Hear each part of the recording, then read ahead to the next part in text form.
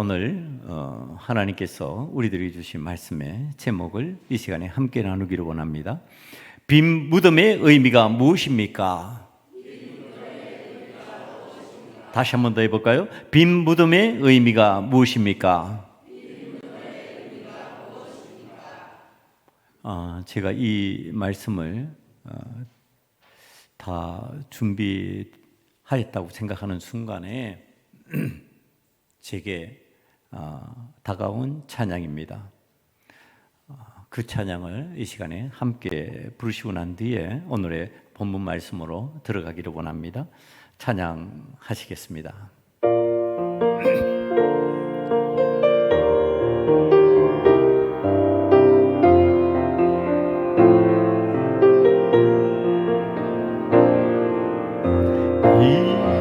이제 내가 살아도 주 위에 살고 이제 내가 죽어도 주 위에 죽네. 하늘 영광 보여주며 날 오라 하네. 할렐루야 찬송하며 주께 갑니다. 그러므로 나는 사나 죽으나 주님이었시요.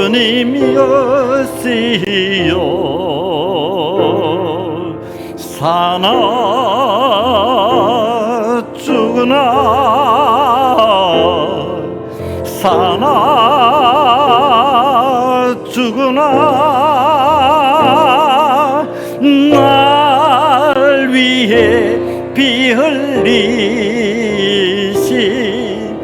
내 주님의 것이요. 이제 내가 떠나도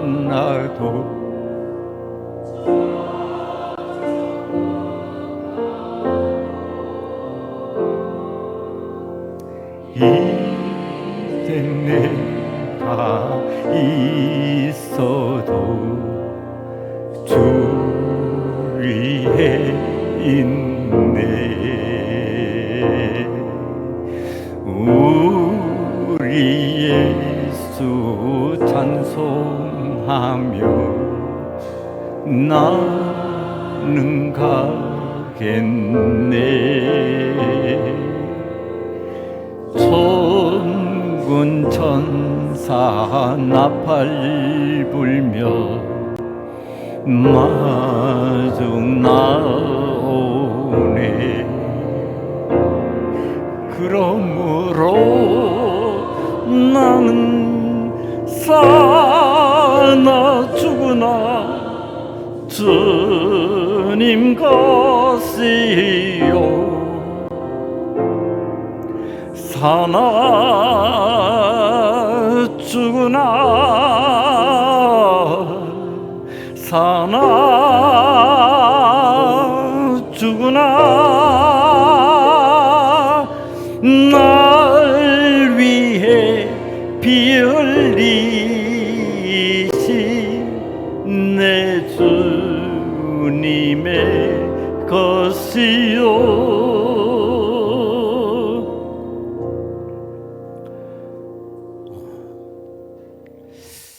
거대한 로마 제국의 상류층이 정신질환과 알 수 없는 병으로 죽어갔습니다.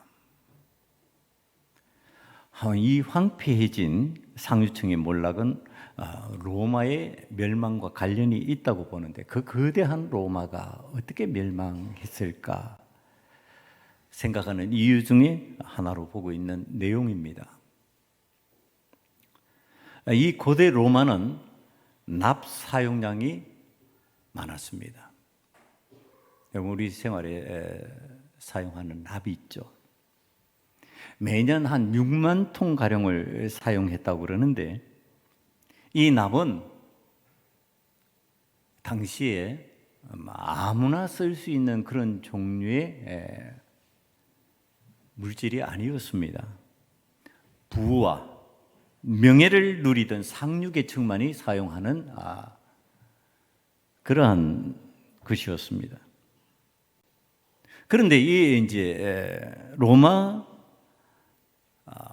상류층에게, 황제들에게 일어난 현상이 납중독입니다.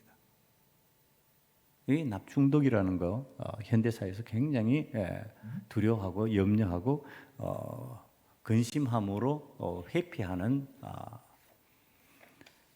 내용입니다. 왜 그렇게 상류층이, 황제가 납중독이 되었고 그 현상으로 그 부작용을 겪으면서 로마 제국이 황폐해져 가고 망해갈 수밖에 없었는가? 그건 이 납을 사용하는 게 삶의 편의성 때문에 그렇습니다. 이 납이라고 하는 것은요, 다루는 사람이 매우 부드럽게, 그래서 우리 납땜이라는 것 알지요. 쉽게 다룰 수 있는 부분이에요. 그러니까 부드럽고 녹는 점이 낮아가지고 이 가공하기가 쉬운 물질입니다. 이걸 가공하기 쉽고 편하니까 로마가 어떤 일을 했느냐면 수로를 만들죠. 이 물을, 그러니까 우리 물을 공급하기 위해서 그 물기를 만드는데 이 납을 사용한 겁니다. 편하니까, 쉬우니까. 그래서 자연히 고대 로마인들은요, 납에 오염된 물을 씻고 마시는데 사용하게 되었습니다. 그 수로를 어떤 사람들에게 편하게 사용하도록 제공했겠습니까? 높은 상류층 계급의 사람들이 편하게 사용하는데 그것을 활용하고 하는 수로입니다. 자, 게다가 가공하기 쉬우니까 화폐뿐만 아니라 사람들이 만지는 장신구, 사용하는 장신구, 그 다음에 여자들의 화장품, 접시, 술잔, 생활용품 전부를 납으로 만들기 시작했습니다. 편하니까, 쉬우니까, 만들고 조작하기가 쉬우니까 그걸 사용한 겁니다. 그뿐만 아니라 자, 이제 이 삶의 즐거움을 위해서 로마 상류층의 사람들과 황제들이 포도주를 마시는데요. 이 포도주를 마실 때 달콤한 포도주를 만들기 위해서 시럽을 사용합니다. 이게 사파 시럽이라고 부르는데 이 사파 시럽은 포도주 가즙을 농축해서 만든 액기스입니다. 그걸 1리터 내지 1.5리터 포도주에 타서 일상적으로 마셨다고 합니다. 달콤한 포도주. 자, 그렇게 되니까 자연히 로마 황제뿐만 아니라 상류층 사람들이 납중독에 의한 문제가 발생하기 시작했습니다. 그것이 정신질환과 각종 질병에 시달리는 형태로 나타난 겁니다. 그러니까 이 황족과 상류층이 제대로 된 정상적인 생각을 못하는 정치를 할 수밖에 없는 구조가 된 겁니다. 왜? 이 납중독에 의해서 정신질환이 오고 정상적인 사고가 안 되니까. 한국 사회에서 이걸 읽으면서 제가 굉장히 염려하는 거예요. 한국 사회에 만연되어 있는 것 중에 하나가 술 문화입니다. 술에 취해서 정신없는 삶을 살아가는데 자신은 몰라요. 중독된 걸. 잠이 안 오면 잠을 더 자야 된다, 잘 잘 수 있는 방법으로 술을 찾고, 생각이 복잡해지면 그 생각을 갖다가 잊어버리려고 술을 찾고, 그러면서 중독되어 가는 현상이죠. 마치 이 낙중독을 생각하면서 그 중독이 생각난 겁니다.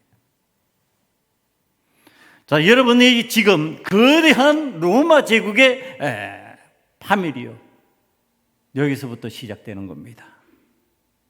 내 삶에 쉽고 편하고 안락함을 추구하는 방식의 삶을 즐기다가 그것이 로마의 멸망으로 이어져 버리는 겁니다. 우리가 생각할 때 이 세상을 살아가면서 현대 사회를 살아가는 우리들이 자꾸 추구하는 게 뭡니까? 쉽고 편하고 안락함입니다. 어려운 것을 스스로 찾아 들어가지 않습니다. 사실은 좀 힘들고 거칠고 불편한 것을 찾아 들어가면서 먹고 취해야 그것이 우리의 건강을 지켜주는데 우린 그 방식을 자꾸 거부합니다. 부드럽고 먹기에 쉬운 것, 누리기 편안한 것, 내게 안락함을 제공해 줄 수 있는 환경, 이걸 찾아 들어갑니다. 로마가 멸망할 때 삶의 구조가 그랬다는 겁니다. 이건 축복이 아니야, 저주입니다. 그럼 하나님께서 이 저주의 삶을 복된 환경으로 만드시기 위해서 우리를 복되게 하시는 그 방법이 무엇일까요? 하나님께서 우리에게 복을 주시기 위해서 편하고 쉽고 안락한 것을 제공하지는 않을 것이다. 왜? 그것은 저주로 연결돼 버리는 삶의 환경이라는 것을 우리들이 체험하니까. 그럼 하나님께서 우리에게 어떤 구조를 주실까? 힘들고 거칠고 불편한 구조를 주실 것이다. 왜? 우리의 삶이 건강해질 거니까. 그 힘들고 거칠고 불편한 구조를 예수님을 통해서 우리들에게 제공하신 거예요. 이게 십자가다. 십자가의 길이라고 하는 것, 십자가의 고난이라고 하는 것, 십자가의 죽음이라고 하는 것, 이것을 거친 후에 우리에게 나타나는 현상은 무덤에서의 부활인데, 생명인데, 우리를 건강하고 활기찬 신앙인으로 살아가게 만드는 구조인데, 이 구조를 하나님께서 우리에게 복으로 주시기 위해서 축복된 우리의 삶이 되게 만들어 주시려고 주신 구조다. 이걸 생각하면서 오늘 본문을 살펴봅니다. 오늘 본문에 등장하는 무덤을 생각하는데요, 갑자기 제 머릿속을 황 치면서 이렇게 스쳐 지나가는 거예요. 빈 무덤? 무덤? 빈 무덤? 그러면서 제 머리를 꽉 채우는 게 뭐였냐 하면요, 거대한 왕들의 무덤이었습니다. 죽음을 준비하는 왕들이 만들어 놓은 무덤. 이집트의 피라미드. 피라미드가 이집트의 왕들의 죽음, 자기의 시신을 보관하기 위한 구조로 만들어 놓은 거대한 틀. 중국의 진시황의 무덤, 용명들까지 묻어서 자신을 호위하게 만드는 그 삶을 원했던 방식이 죽음의 방식, 시체를 보관하는 무덤이었다. 우리나라 역대 왕들의 무덤들을 바라봅니다. 그 거대함이 놀라울 정도이고요, 보통 사람들이 그 무덤 앞에 서면은 초라해 보이는 모습으로 자신을 생각할 정도의 위압감을 가지는 듯합니다. 그런데 우리들이 이 엄청난 규모의 무덤들이 무엇을 위한 무덤인지 우리는 명확하게 알고 있습니다. 그건 삶을 위한 무덤이 아닙니다. 이 엄청나고 거대한 무덤이라 할지라도 그것은 죽음의 시체를 위한, 시신을 위한 무덤입니다. 그러니까 우리가 보면은 기가 질릴 정도의 것이지만, 그러나 그 무덤은 산자의 무덤이 아니라는 겁니다. 산 사람이 들어가 살 수 있는 구조가 아니라는 겁니다. 그건 죽은 자가 들어가야, 시체로서 들어가야 그곳에 존재할 수 있는 무덤이라는 뜻입니다. 이 죽음을 위해서요, 왕들이 엄청난 준비를 합니다. 그 거대한 무덤을 만들고 그 거대한 무덤으로 시신을 그곳에 넣어 보존하려고 합니다. 그런데 그 속에 들어간 시체는요, 산 사람들에게 전혀 영향력을 발휘하지 못합니다.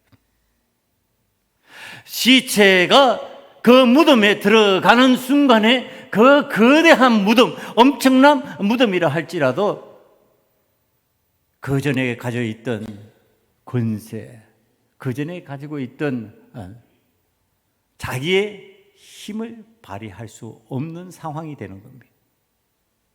그러니까 산자 앞에서 산 사람의 손에 의해서 좌우될 수밖에 없는 상황이 됩니다. 그러니까 도굴을 염려하는 거겠죠. 도굴 되는 것을 걱정하는 상황이 되는 거겠죠. 산 사람이 도둑이 들어와도 막기 힘든 자신의 죽음 앞에서 그것을 방어해 보려고 별의별 수단을 다 쓰는 상황이 되는 겁니다. 무덤은 능력이 없습니다. 무덤은 영향력을 발휘하는 장소가 아닙니다. 무덤은 도리어 산자의 영향력 아래에 있는 한계를 가지고 있습니다. 이건 무덤이 시체로 채워질 때 일어나는 현상입니다. 그런데 예수님의 무덤은 빈 무덤입니다. 예수님은 우리가 아는 대로 아리마대 요셉이라고 하는 사람이 자신을 위하여 만들었던 무덤 속으로 십자가에서 죽으신 후에 그 시신이 그리로 옮겨집니다. 이때 여러분들, 우리들이 생각할 수 있는 거예요. 예수님이 아리마대 요셉의 무덤으로 들어갈 수밖에 없었을까? 시신이 그리로 들어갈 수밖에 없는 그런 상황이었을까? 예수님은 자신의 죽음을 몰랐을까? 알고 있었죠. 예수님은 자신이 십자가에 못 박혀 죽은 후에 3일 만에 부활하실 것을 알고 계셨습니다. 그러니까 이 3일간의 시간을 보내기 위한 장소, 그것이 아리마대 요셉의 무덤이었습니다.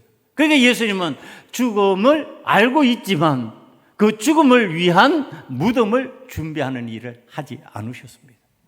할 필요도 없고 제자들에게 그것을 명령하거나 어떤 부탁도 하지 않았습니다.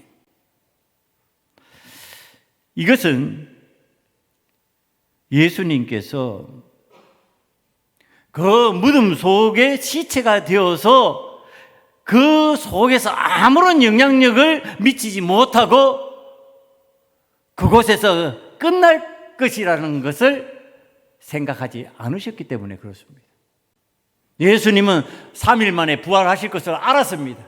부활하실 것을 알기 때문에 그 죽음의 시체를 위한 준비, 거대한 무덤이라든지 오래 지속할 수 있는 무덤을 준비할 필요가 없다는 겁니다. 그러니까 아리마대 요셉의 무덤을 잠깐 빌린 겁니다.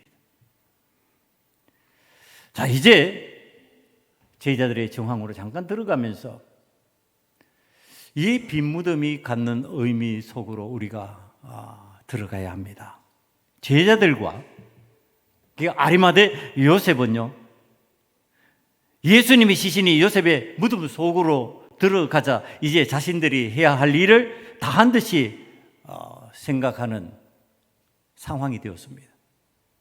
예수님의 시신이 나왔으니까 그 시신을 십자가 위에서 내려서 무덤 속으로 들이고 이제 일반적으로 모든 사람들이 시신을 무덤 속으로 넣으면 종료하는 겁니다. 이제 이건 끝나는 겁니다. 제가 장례를 집례하면서 희한하다고 생각한 것 중에 하나예요. 지금 처음에 그 관을 넣고요. 이제 관을 넣는 상황이에요. 관을 넣고 흙을 이리 뿌리잖아. 막 울어요.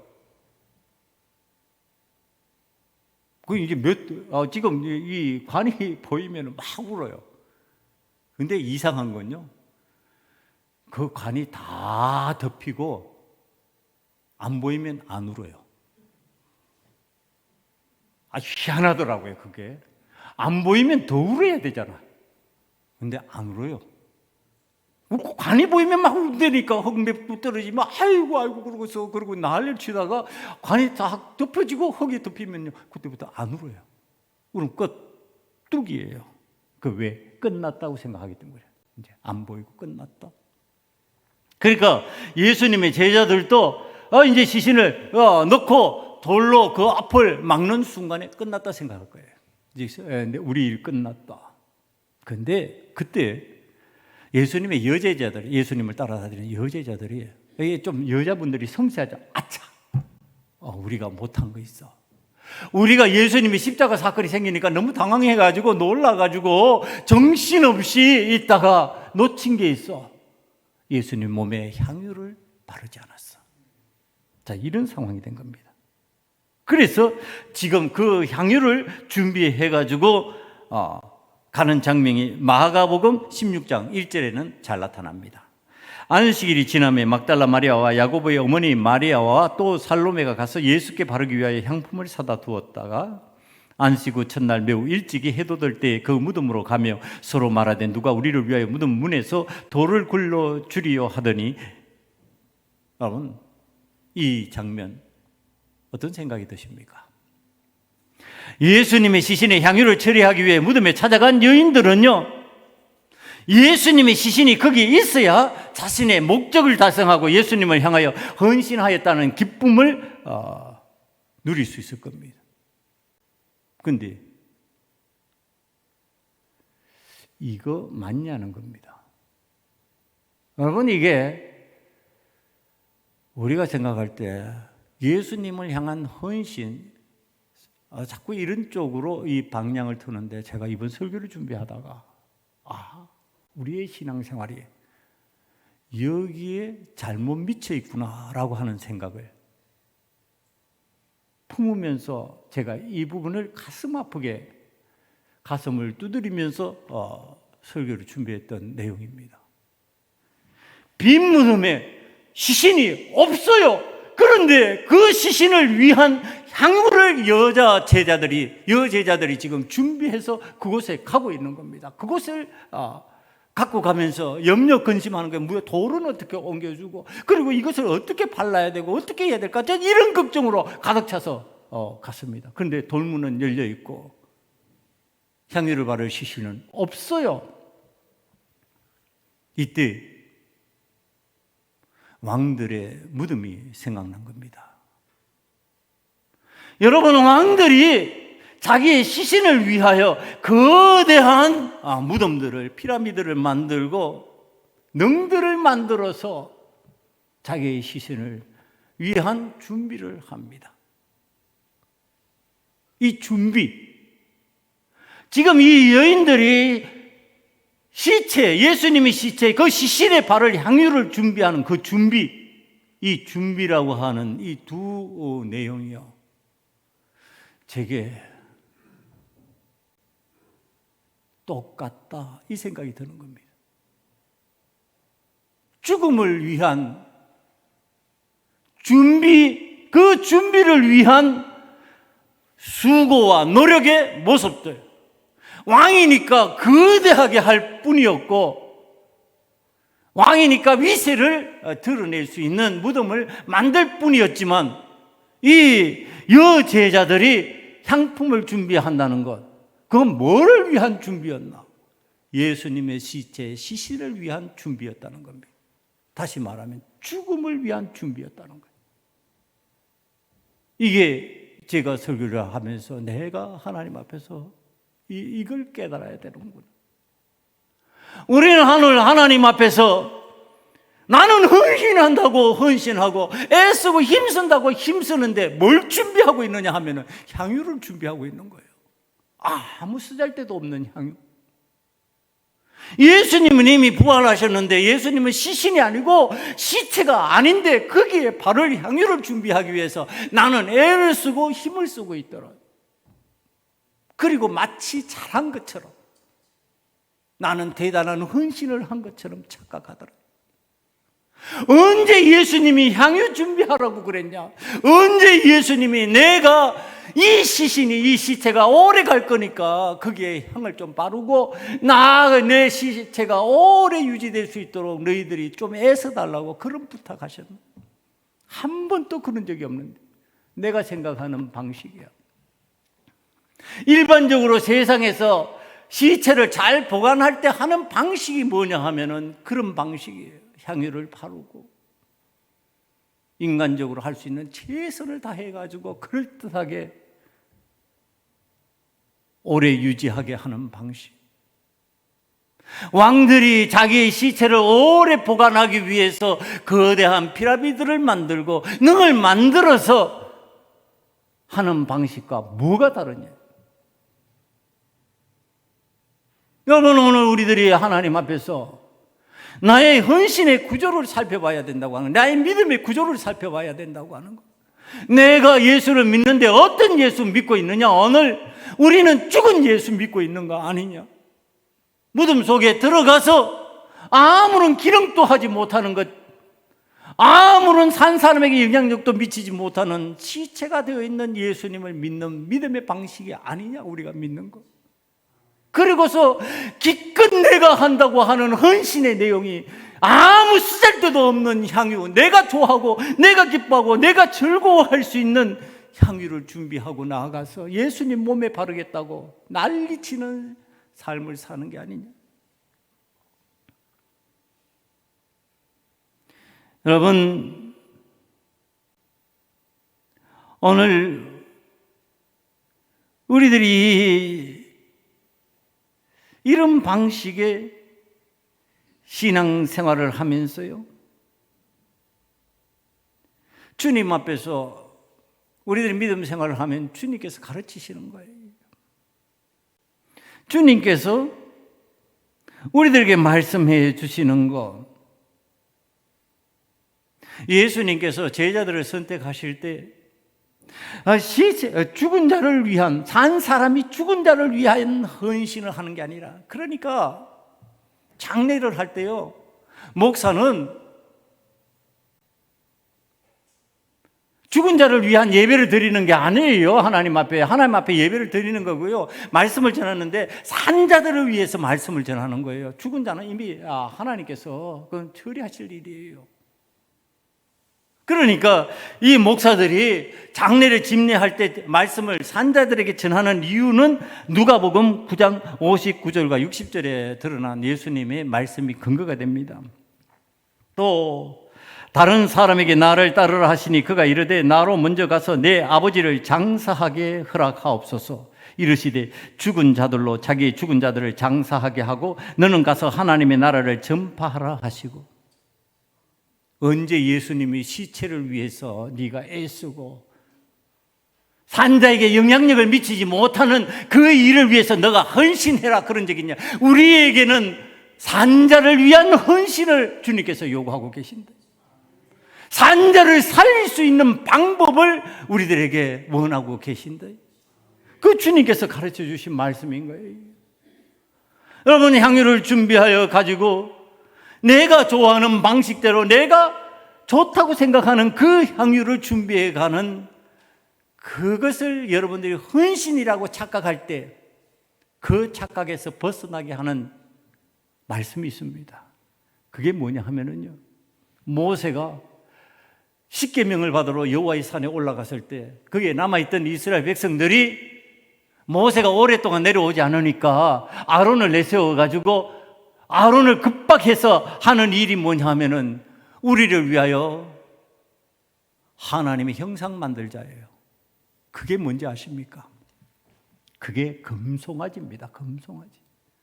왜 성경이 금송아지라고 표현했을까요? 사람이 귀하게 여기는 것은 고대로부터 현대까지 금이라고 하는 물질이에요.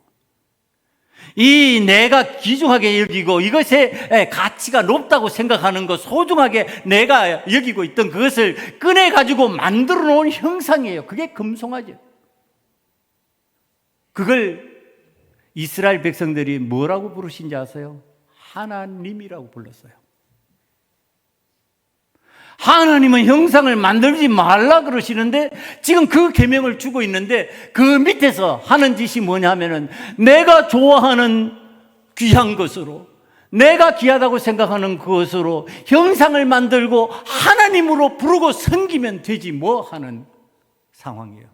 이게 내가 좋아하는 향유로 예수님의 시체에 바르면 되지 뭐 하는 그 마음과 뭐가 다르냐는 거예요.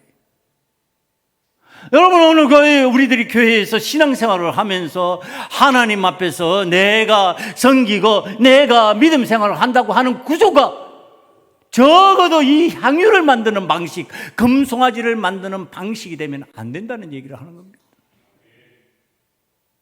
그러면서 뛰놀고 춤추면서 막 기뻐하는 거예요. 환호를 지는 거예요. 이 이스라엘 백성들이 그 금송아지 주변에서. 우리가 만든 하나님이라는 거예요. 내가 만든 하나님. 여러분, 우리들이 신앙생활을 하면서 내가 만든 하나님, 그 하나님을 섬기고 싶어 하냔 말이에요. 하나님께서 알려주시는 방법대로, 하나님께서 보여주시는 방법대로 믿는 것이 아니라 내가 알고 싶고 내가 보고 싶고 내가 그런 하나님이면 좋겠다고 받아들이고 싶은 그 하나님 형상 만들고 믿음 생활 안 하냐는 겁니다. 여러분, 이게 없다고요. 오늘 제대로 하나님을 믿고 주님을 향한 제대로 헌신을 하고 있다면 우리의 삶의 구조가 그리스도인다울 것인데, 그리스도께서 원하시는 삶의 구조로 갔을 것인데 왜 그게 자꾸 안 되고 있냐 말이에요. 여전히 뭐예요? 여전히 향유 만들어서 쓰잘데없는 방식으로 예수님의 시체 찾고 있는 거예요. 내 믿음이 뭘 찾고 있느냐? 예수님의 시체 찾고 있는, 예수님의 아무런 기능적으로 능력으로 내게 영향력을 미치지 못하는 예수님을 자꾸 찾고 있는 거죠. 예수님은 살아계셔서 역사하시고, 예수님은 살아계셔서 오늘 또 부활의 주님으로 우리에게 다가오고 계시는데 그 부활의 주님을 안 만나는 거죠. 그 부활의 주님을 찾지 않는 거죠. 그러니까 내 손에는 여전히 뭐가 들려 있어요? 내가 준비한 향유가 들려 있는 거예요. 여러분, 왜 이런 현상이 일어날까요? 이유는 간단합니다. 예수님의 말씀을 기억하지 못하고 잊어버린 제자들 때문에 그렇습니다. 예수님의 말씀을 기억하고 예수님의 말씀을 내 삶에 받아들여서 그것을 농축하여서 내가 소유하고 있었다면, 그 액기스를 내 속에 간직하고 있었다면 일어나지 않을 일이라는 얘기입니다. 예수님은 십자가를 지시기 전에요, 빈 무덤이 될 것과 예수님이 부활하실 것을 가르쳐 주셨어요. 마태복음 16장 21절 이하입니다.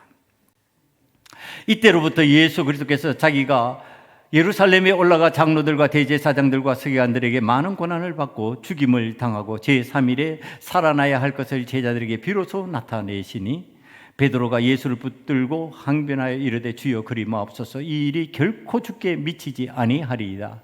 예수께서 돌이키시며 베드로에게 이르시되 사단아, 내 뒤로 물러가라. 너는 나를 넘어지게 하는 자로다. 내가 하나님의 일을 생각하지 아니하고 도리어 사람의 일을 생각하는도다 하시고, 이에 예수께서 제자들에게 이르시되 누구든지 나를 따라오려거든 자기를 부인하고 자기 십자가를 지고 나를 따를 것이니라.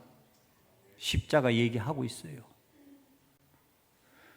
그 다음에 이 말씀에 좀 더 가까이 접근하기 위해서 마태복음 17장 22절 이어진 17장입니다. 갈릴리에 모일 때 예수께서 제자들에게 이르시되 인자가 장차 사람들의 손에 넘겨져 죽임을 당하고 제3일에 살아나리라 하시니 제자들이 매우 근심하더라.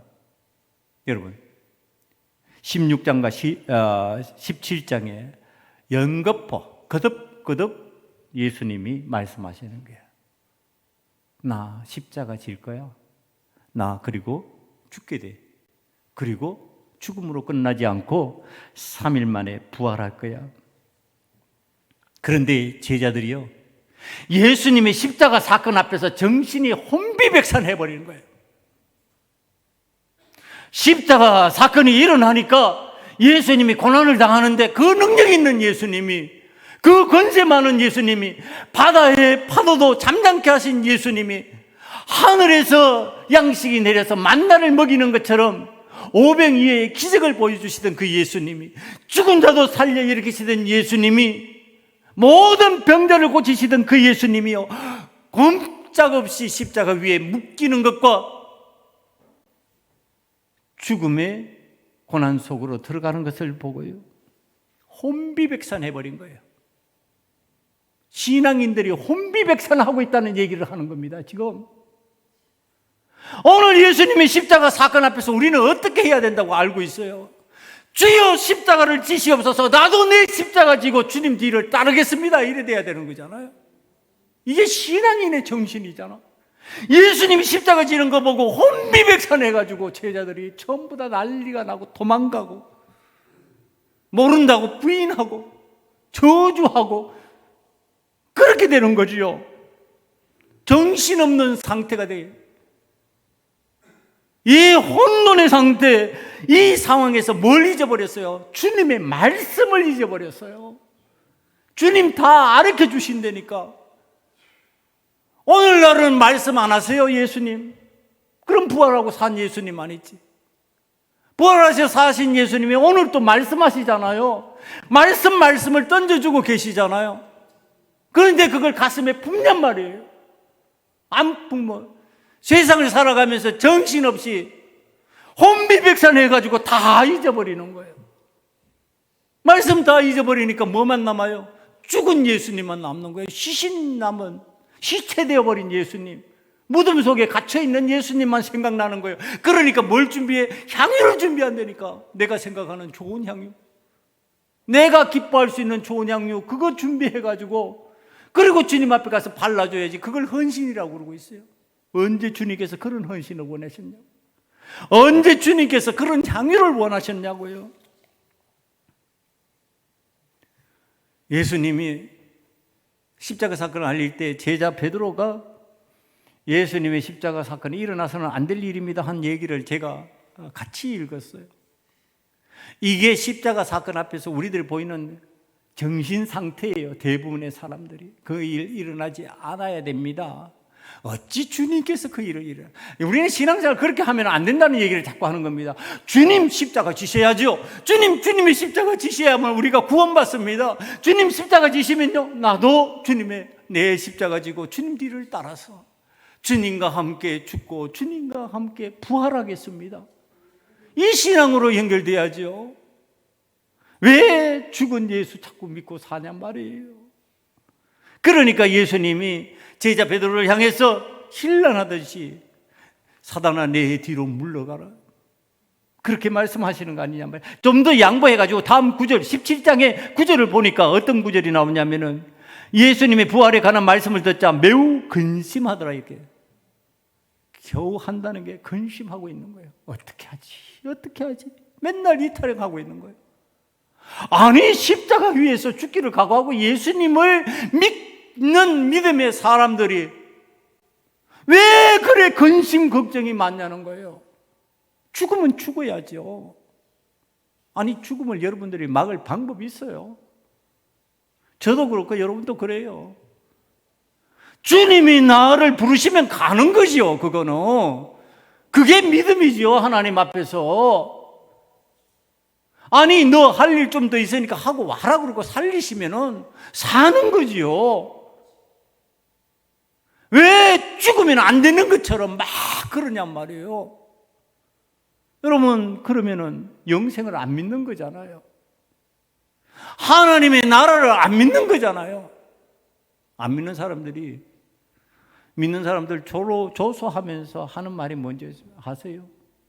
아니 저들은 천국을 사모한다고 그러고 죽으면 하나님 만난다 그러면 왜 저렇게 예수 믿는 사람들이 죽을까 봐 안달하냐고 그래요. 아니, 죽으면 긍정적으로 받아들이는 거예요. 내가 삶의 구조가 달라지는 거예요. 다른 차원으로 바뀌어지는 은혜를 내가 체험하는 구조예요. 우리가 엄마 뱃속에 있을 때 이 차원, 이 엄마의 통제 아래서 그 속에서 10개월가량을 살아요. 근데 나오면서 새로운 세상, 이제 내 발로 걸어다니는 세상을 경험하잖아요. 다른 차원으로 넘어가잖아요. 그거 죽음이라 안 그래요. 새 생명이라 그러지. 우리의 육신을 벗어버리고 영원히 하나님께로 나아가면 이건 새로운 차원의 삶이 우리한테 오는 거예요. 이게 부활로 연결되어 있고 이것을 영생이라고 말하는 거예요. 여러분, 그런데 정신없이 주님의 말씀 잊어버리고요, 혼비백산해서 이 세상을 살아가면 되겠냔 말이에요. 세상은 세상에 돌아가는 방식을 보고 혼비백산해도 그리스도인들은 정신을 바짝 차려야죠. 주님 말씀 부여잡으면서 주님이 나에게 뭐라고 말씀하시는지 그것을 청종하면서 정신 바짝 차려서 주님의 말씀 붙잡고 나아가야죠. 그러면은 시체를 위한 향유를 준비하는 이따위 짓을 안 한다니까요. 그걸 헌신이라고 말하지 않는다니까요.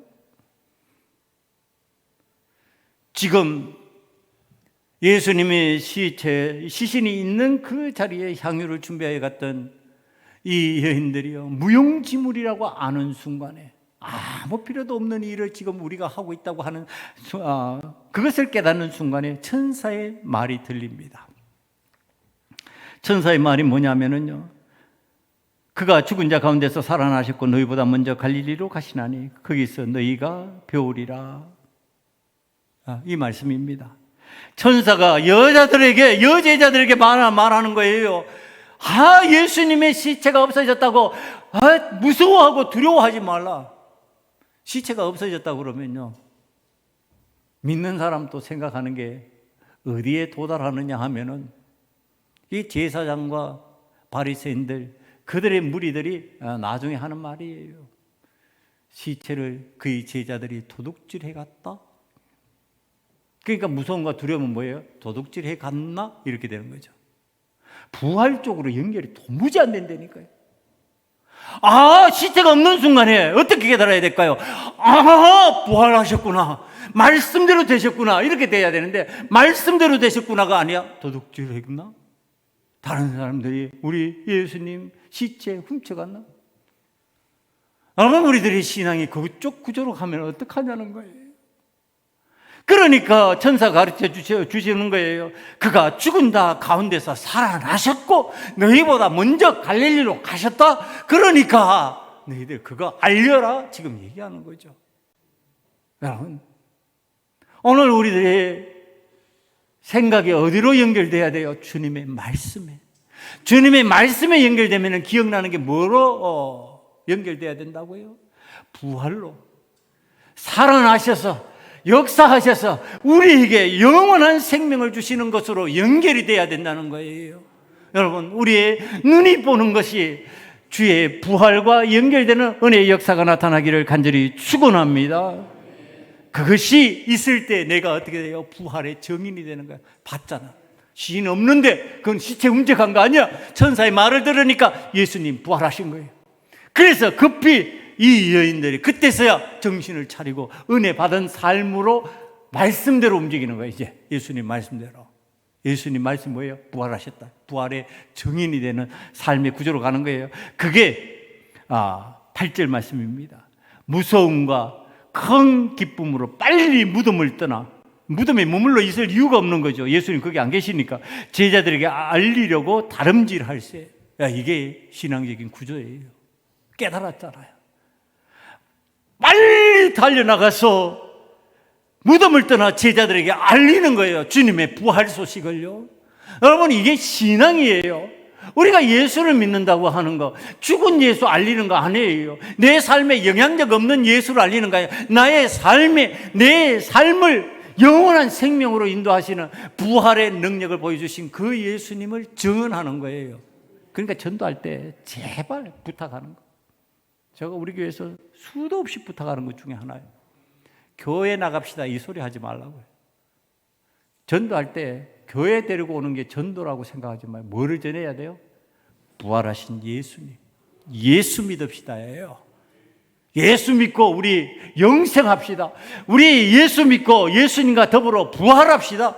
부활의 생명을 지닌 사람으로 살아가 봅시다. 그러면 십자가의 고난도 두렵지 않습니다. 십자가의 환난도 두렵지 않습니다. 세상을 살아가면서 세상 사람들이 염려 근심하는 대로 염려 근심 안 하는 구조가 됩니다. 이렇게 돼야 됩니다. 예수님을 안전하고 교회를 전하니까 교회에 나갑시다. 이렇게 자꾸 표현하니까 이게 세상 염려, 근심, 걱정 그대로 안고 다 오는 거예요. 그대로 가지고 살아가는 사람으로 만들어버려요. 그러니까 예수 믿는 그리스도인을 만드는 게 아니라 뭘 만들어요? 교인 만드는 거예요. 교인. 교회에 출석하는 사람 만드는 거예요. 교회에 출석하는 사람이 주님의 부활을 믿을 수 있는 사람으로 되겠냔 말이에요. 그 은혜로 넘어가는 과정의 역사가 나타날 때 있죠. 그러나 우리는 잘못하고 있는 거예요. 잘못 전하면 안 된다는 거예요. 어떤 주님을 전해야 된다? 부활의 주님. 시체 주님 아니에요. 시신으로 있는 주님 아니에요. 자, 이 은혜의 역사를 이루면서 말씀대로 움직이니까요. 거기에 누가 나타나셨어요? 주님 나타나셨어요. 자, 이제 주님께서 나타나셔가지고 부활의 주님 보여주시는 거예요. 자, 이 부활의 주님 만났을 때 여러분 어떻게 되나요? 제가 설교를 준비하고 찬양을 혼자 부르면서 이렇게 찬양을 부르는데 눈물이 흘러요. 부활의 주님, 그 주님 위해서 내가 살아도 주를 위해서, 죽어도 주를 위해서. 막 그렇게 폼나게 예수 잘 믿는 것 같지는 않지만 내가 그 정신 가지고 목회 생활을 하려고 애쓰게 해주신 거 감사합니다. 그러면서 이게 하나님 앞에서 저절로 이렇게 눈물이 쭉쭉 이렇게 흐르는 거예요. 네? 집사람은 저쪽에 있는데 나는 이쪽에서 혼자 이제 설교를 준비하면서 내 혼자 눈물을 그렇게 흘리면서 이제 말씀을 준비하는데 이 여인들의 모습이 생각나는 거예요. 그 주님 만났어요. 주님이 부활 알려주셨고 영생 알려주셨거든요. 이제 그러면서 말씀이 이렇게 쫙 깨어지잖아요. 그동안 들었던 말씀들이 깨어지면서 하나로 깨어지는 그 순간에 이게 감격이 되고 주님을 향한 경배가 되잖아요. 다 주님의 발을 붙들고 경배하잖아요. 그러면서 주님이 명령하신 그 명령을 실행하러 다시 나아갑니다. 여러분, 주님을 만나면, 부활의 주님을 만나면 어떻게 된다고요? 저절로 경배가 나온다고요. 저절로 눈물이 자꾸 나와요. 그 주님의 은혜가 감사해서, 감격스러워서, 너무 기뻐서. 여러분, 기쁨이 넘치면 어떻게 돼요? 눈물이 나오잖아요. 기쁨이 넘치면 눈물이. 슬퍼서 우는 게 아니죠. 기뻐서. 그 주님 내가 만났고 그 주님의 은혜 내가 체험하고 있고 그 주님을 정언하는 사람으로 살아갈 수 있는 기회를 나에게 주셨는데 이것이 내가 은혜가 아니면 무엇이냐? 우리가 손에 들 것은 이제는 주님 앞에 시체를 위하여서 향유를 드는 것이 아니라 주님의 말씀을 들어야 될 줄 믿습니다. 여러분, 우리의 손에 하나님께서 나를 살리신 그 증거들을 들고 움직이는 자가 되기를 간절히 축원합니다. 그것이 우리들에게 오늘 이 여제자들이 체험한 그 체험과 같은 은혜를 체험하는 방식이 될 것이라고 하는 것. 우리가 하나님 앞에서 오늘 이 말씀 부여잡고 우리 다 함께 이 시간에 하나님 앞에 결단하기를 원합니다. 함께 하나님 앞에 기도합시다. 이제 향유를 준비하는 자가 아니라 시체를 위해 무덤을 준비하는 자가 아니라 산자를 위한 부활의 소식을 전하는 그리스도인이 되겠습니다. 그리스도인으로서 부활의 승리를 내 손에 붙잡고 주님의 말씀을 따라 실행할 수 있는 능력 있는 그리스도인이 되기를 원합니다. 이 시간에 하나님 앞에 결단하며 기도합니다. 아버지 하나님, 하나님 앞에서 향유를 준비하는 자가 아니라 시체를 위하여 무덤을 준비하는 자가 아니라 산자들을 위한 부활의 소식을 전한 그리스도인이 되기를 원합니다. 내 손에 주님의 말씀을 붙잡고 내 손에 주님께서 원하시는 방법대로 십자가를 붙잡고 살아가는 자가 되기를 원합니다. 십자가를 내가 붙잡고 그 십자가 위에서 살아가는 그리스도인이 되려고 하오니 주여 도와주시옵소서. 예수님 이름으로 기도합니다. 주님, 이제 우리 손에는 십자가를 붙드는 은혜가 임할 줄 믿습니다. 아버지 하나님, 십자가 위에서 부활의 승리를 우리들에게 가르쳐 주신 주님 바라보기를 원합니다.